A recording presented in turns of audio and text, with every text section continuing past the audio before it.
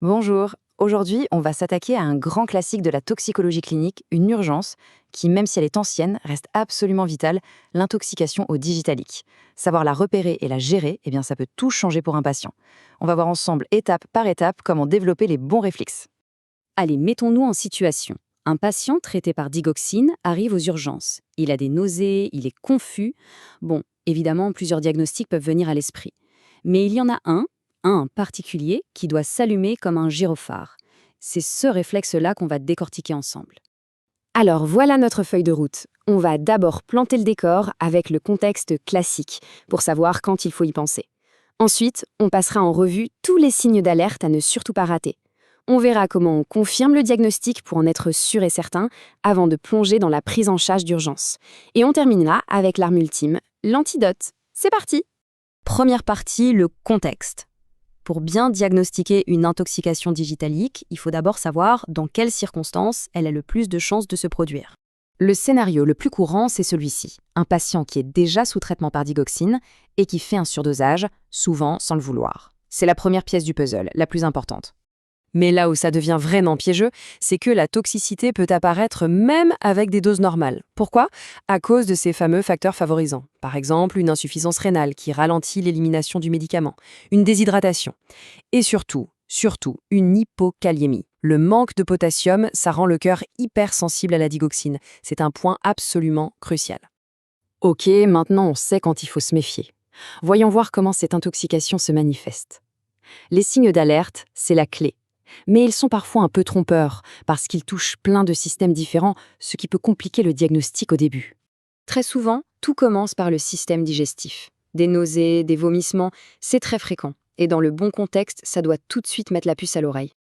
Ensuite, il y a un signe qui est quasi spécifique, un vrai indice de détective, les troubles de la vision. Le patient peut se plaindre de voir tout en jaune ou en vert. Quand on entend ça, l'alarme doit sonner très fort.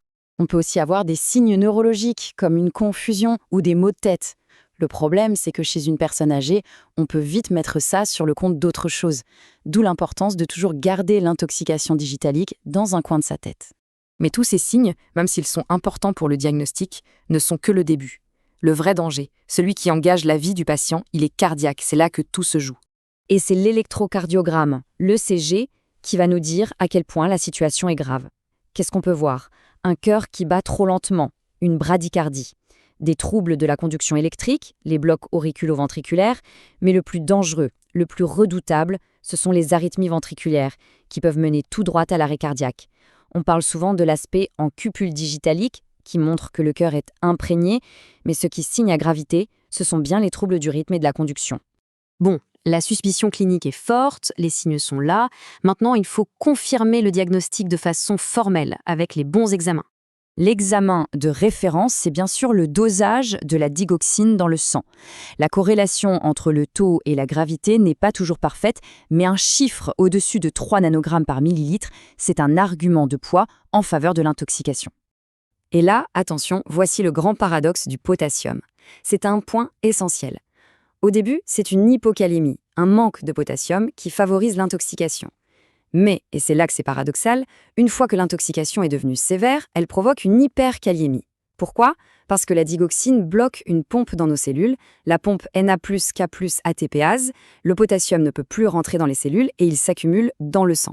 Donc retenez bien, l'hyperkaliémie ici, ce n'est pas une cause, c'est une conséquence et un signe de très grande gravité. Le diagnostic est posé, la situation est critique. On n'a pas une minute à perdre. Voyons maintenant les étapes clés de la prise en charge qui se fait toujours en réanimation ou en soins intensifs. Les premières mesures sont logiques mais fondamentales. D'abord, on arrête immédiatement la digoxine. Évident mais primordial. Ensuite, le patient est hospitalisé dans une unité où on peut le surveiller en continu. On s'attaque tout de suite aux facteurs favorisants, on corrige le potassium, le calcium, on s'assure que le patient est bien hydraté pour aider les reins et bien sûr, il est branché à un scope pour une surveillance ECG non-stop. Le cœur du traitement, c'est la gestion des complications cardiaques. Si le cœur est trop lent, on va essayer de l'accélérer avec de l'atropine ou de l'isoprénaline. Contre les arythmies ventriculaires, qui sont très dangereuses, le sulfate de magnésium en intraveineux est un excellent choix.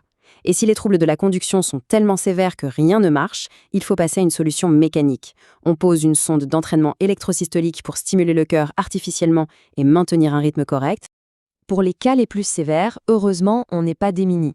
On a une arme spécifique, une sorte de joker redoutablement efficace, l'antidote. Cet antidote, c'est le digidote. En fait, ce sont des fragments d'anticorps qui ont été conçus pour reconnaître spécifiquement la digoxine. On les injecte, ils vont tout simplement capturer les molécules de digoxine dans le sang, les neutraliser, et le tout sera ensuite éliminé par les reins. C'est une action très ciblée. Mais attention, on ne donne pas l'antidote à tout le monde. On le garde pour les situations vraiment graves, celles qui présentent des signes de mauvais pronostic. On y pense donc en cas de choc, de troubles du rythme ou de la conduction qui menacent la vie du patient, comme une bradycardie extrême ou un bloc de haut degré. L'hypercalémie est aussi un critère très important. Un potassium qui monte au-dessus de 4,5 ou 5, c'est un signal pour agir. Et bien sûr, l'état général du patient, son âge, ses autres maladies, tout ça entre en ligne de compte. En résumé, s'il fallait retenir une seule chose, un mantra face à cette urgence, ce serait ça. Pensez-y, même si les signes sont flous chez un patient à risque. Confirmer la toxicité sur le cœur avec un ECG, c'est immédiat, et traiter les complications sans attendre, surtout cette fameuse hyperkaliémie, qui est un marqueur de gravité. Et pour finir, une petite question pour ouvrir la réflexion. Au-delà des digitaliques, quels sont les autres médicaments qu'on utilise tous les jours et qui demandent une vigilance aussi pointue sur la fonction rénale et sur le taux de potassium ? La réponse à cette question est vraiment au cœur de la prévention de beaucoup de problèmes liés aux médicaments.